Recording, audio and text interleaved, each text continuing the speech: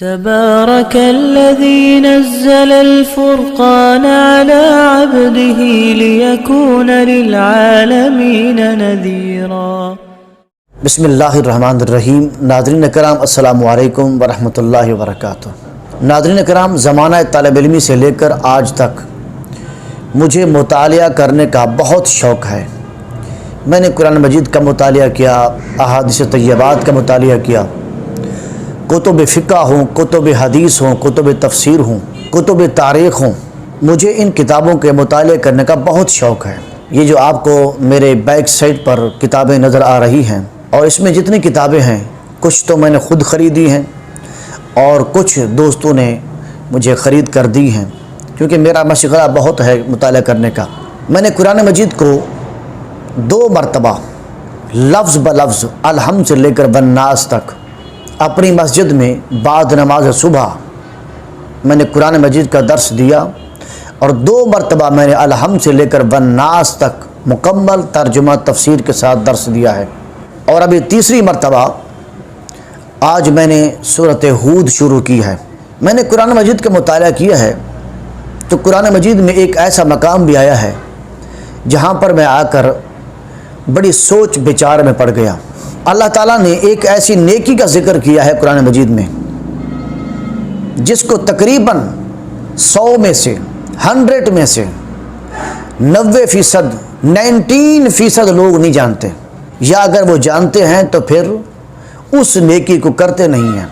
آپ سوچ رہے ہوں گے کہ وہ نیکی کیا ہے، چونکہ ہم نے صرف نماز پڑھ لی، رمضان مبارک کے روزے رکھ لیے، اللہ تعالیٰ نے توفیق عطا فرمائی، زکوٰۃ دے دی، صدقہ خیرات کر دیا، پھر اور مزید توفیق عطا فرمائی اللہ تعالیٰ نے تو پھر حج اور عمرہ بھی کر لیا۔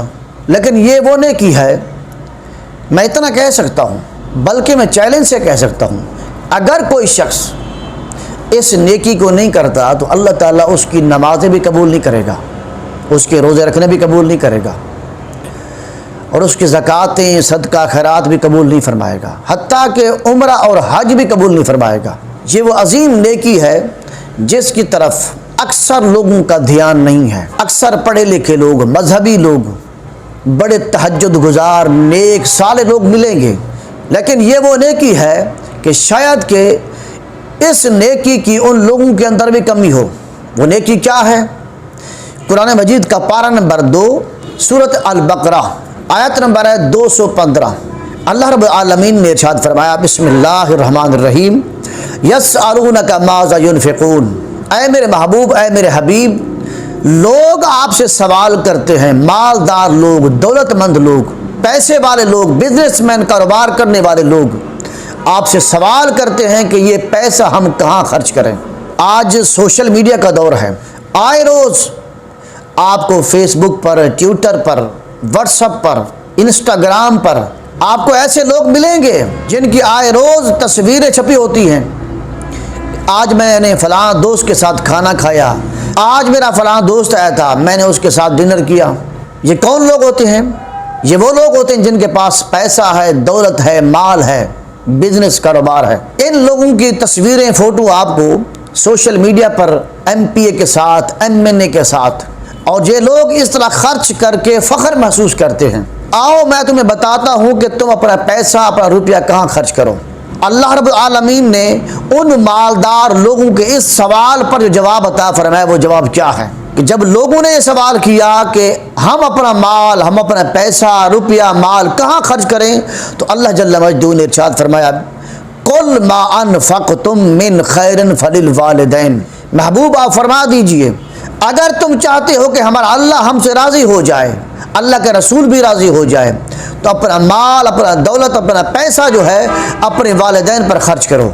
میں چیلنج سے کہتا ہوں، آج سوشل میڈیا کا دور ہے، آپ دنیا کے ایک کونے سے لے کر دوسرے کونے تک چلے جائیں، اپنے ہاتھ میں قرآن مجید اٹھا لیں اور ایک ایک شخص کے سر پہ قرآن مجید رکھ کے قسم کھلا کے کہیں، بتاؤ تم نے اپنے باپ کو اپنی زندگی میں کتنی مرتبہ اپنے ہاتھ سے کھانا کھلایا ہے؟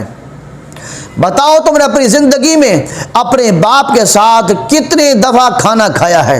اے دولت مند لوگوں، مالدار لوگوں، بتاؤ آج تک تم نے، تمہاری 50 سال عمر ہو گئی، 70 سال عمر ہو گئی، 60 سال عمر ہو گئی، 40 سال عمر ہو گئی، تم نے کبھی ایک مرتبہ بھی اپنے دفتر سے آتے ہوئے، اپنی دکان سے آتے ہوئے ایک مرتبہ بھی تم نے اپنے باپ کو فون کیا کہ بابا آپ نے آج گھر میں کھانا نہیں کھانا، میں آپ کو اپنی گاڑی پہ اٹھا کے کسی ایسے ریسٹورنٹ پہ چلتے ہیں جہاں پر میں جا کر آپ کو کھانا کھلاؤں گا؟ کوئی ایک شخص بھی آپ کو نہیں ملے گا۔ آپ کو نمازی ملیں گے، روزے دار ملیں گے، حاجی ملیں گے، غازی ملیں گے، آپ کو ایسے لوگ بھی ملیں گے کہ ان کی فوٹو تصویر زندگی کی ایم پی اے کے ساتھ، ایم این اے کے ساتھ، وزیروں کے ساتھ، مشیروں کے ساتھ، بڑے بڑے عہدیداروں کے ساتھ ان کی تصویریں فوٹو ملیں گی۔ کوئی ایسا بندہ آپ کو نہیں ملے گا الا ماشاء اللہ جس نے اپنی زندگی میں ایک مرتبہ بھی اپنے باپ کو اپنے ہاتھ سے کھانا کھلایا ہو۔ ساری دنیا میں 100 میں سے 10% آپ کو ایسے لوگ مل سکتے ہیں جس نے اپنے باپ کو اپنے ہاتھ سے کھانا کھلایا ہو، فروٹ کھلائے ہوں، پھل کھلائے ہوں۔ آپ کو نمازی ملیں گے، حاجی ملیں گے، غازی ملیں گے، صدقہ خیرات کرنے والے ملیں گے، لیکن یاد رکھ لیں جس نے اپنے باپ پر، اپنی ماں پر زندگی میں خرچ نہیں کیا، ان کا کوئی صدقہ خیرات، کوئی زکوٰۃ اللہ تعالیٰ قبول نہیں فرمائے گا۔